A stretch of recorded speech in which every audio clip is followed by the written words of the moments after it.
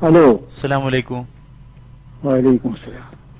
ഉസ്താദ്, ഈ ജുമഅക്ക് ഉണ്ടല്ലോ, പിന്നെ ഖുതുബക്ക് ശേഷം നമ്മള് നിസ്കാരത്തിന് ശേഷം വയല് പറഞ്ഞിട്ട് ഇരിക്കാത്ത ഒരു ഏരിയ ആണ്. അപ്പോ അവിടെ ജനങ്ങള് പിന്നെ വിധത്തിലേക്ക് പോകുന്നത് തടയാൻ വേണ്ടിയിട്ട് തൽക്കാലത്തേക്ക് ഒരു എന്താ പറയണ്ടേ, ജനങ്ങൾക്ക് ഒരു നസീഹത്തായിട്ട് പറഞ്ഞു കൊടുക്കുന്നതിന് വല്ല വകുപ്പുണ്ടോ?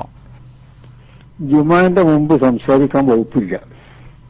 അതായത് പുത്തൻവാദത്തിലേക്ക് പിന്നെ മുജാഹിദ് എവിടേക്കേനും പോണീന് എന്ത് ചെയ്യാനാ മനുഷ്യൻ? മനുഷ്യനെ കയറിട്ട് വെട്ടിടാൻ കഴിയോ? മനുഷ്യന്മാരെന്തേലും കാട്ടിനൊക്കെ നമ്മളെന്തേലും കോലം മാറി. അല്ല, നമ്മളെ ചില സുന്നി ഉസ്താദുമാർ ചോദിക്കുന്ന സമയത്ത് പറയുന്നുണ്ട് പുത്തൻവാദം. അതിനെപ്പറ്റി ജുമാന്റെ മുമ്പ് പ്രസംഗിക്കാൻ വയ്യ വാങ്ങണില്ല.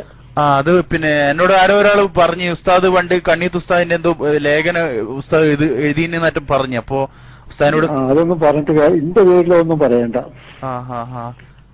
ഞാൻ അത്തരം കാര്യങ്ങളൊന്നും പറഞ്ഞിട്ടില്ല. അപ്പൊ ജനങ്ങൾ നിസ്കാരത്തെ ശേഷം ഇരിക്കാൻ തയ്യാറില്ല, എന്ത് ചെയ്യും ഇപ്പോ? തയ്യാറില്ലെങ്കിൽ ഒരു പെയ്ക്കോട്ടെ മുസ്ലിംരെ. അപ്പോ ജനങ്ങൾ ഇരിക്കാൻ തയ്യാറെന്ന് വെച്ചിട്ട് നമ്മൾ മൂല്യന്മാരും എന്ത് വേണം? അപ്പൊ ദീനീപരമായിട്ട് അതിൽ യാതൊരു പഴുതുമില്ല ഉസ്താദെ. ജുമാന്റെ മുമ്പ് പ്രസംഗിക്കാൻ പറ്റില്ല. അത് ശരി. മൂല്യന്മാര് പ്രസംഗിക്കുന്നുണ്ട്. ഒരു പ്രസംഗിക്കണമെങ്കിൽ ഇവിടെ എന്താ ഇങ്ങനെ ഓരോ തൊള്ള തുന്നി കെട്ടാൻ കഴിച്ചു. അപ്പൊ ഈ വിഷയത്തില് അപ്പൊ പിന്നെ അങ്ങനെ പിന്നെ ജനങ്ങൾ ഇരിക്കുന്നില്ലെങ്കിൽ വല്ല നന്നാക്കാൻ വേറെ വകുപ്പൊന്നുമില്ല ഇപ്പൊ? ഓരോ വകുപ്പ് ഒഴിവുള്ള നേരത്ത് വരാൻ പറയണം. അല്ല, കാരണം ഉസ്താദ് ഈ വെള്ളിയാഴ്ച ജുമാന്റെ പുറകെ തന്നെ പുറകെ ഒരു ഇരിക്കണില്ല എന്നുണ്ടെങ്കിൽ വേറെ ഒഴിവുള്ള സമയത്ത് വരാൻ പറയണം.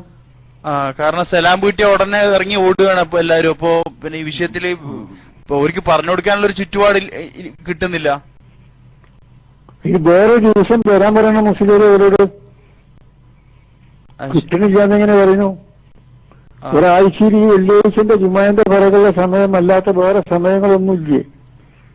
ആ സമയത്ത് ഓരോട് പള്ളിക്കൽക്കോ മദ്രസയിലേക്കോ വരാൻ പറയണം. പക്ഷെ ആ സമയത്ത് നമ്മള് ഖുതുബക്ക് മുമ്പ്